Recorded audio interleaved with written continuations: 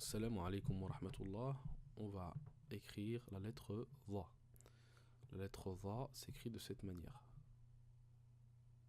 En début de mot, on tournera ici et ensuite on va vers la gauche.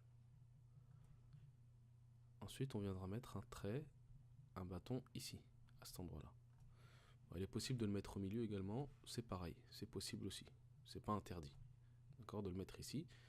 Par contre, il faudra absolument rajouter le point. Pourquoi? Parce qu'il faut le différencier du ta. Là, c'est, si je mets pas de point, j'aurai la lettre ta'un. Là, c'est sans point, c'est ta. Avec le point, c'est va. Va. Très bien.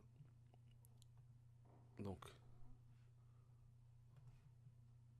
on va continuer pour le milieu. Et ensuite, il faudra l'attacher avec la lettre qui suivra.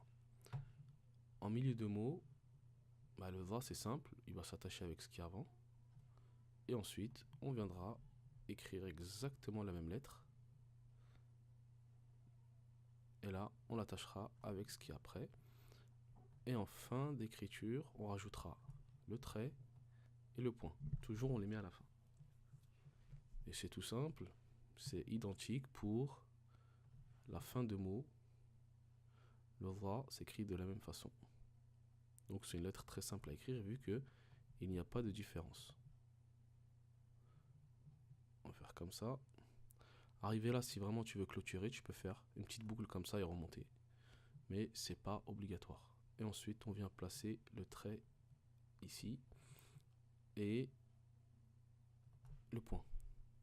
Alors on va mettre les haraka ici, une fatha, va, ensuite vi et la damma, vo, va, vi, vo.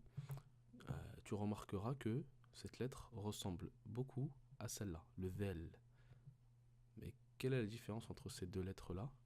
C'est que le va, celle qu'on a écrite en haut, elle est plus forte et plus grave que le zel.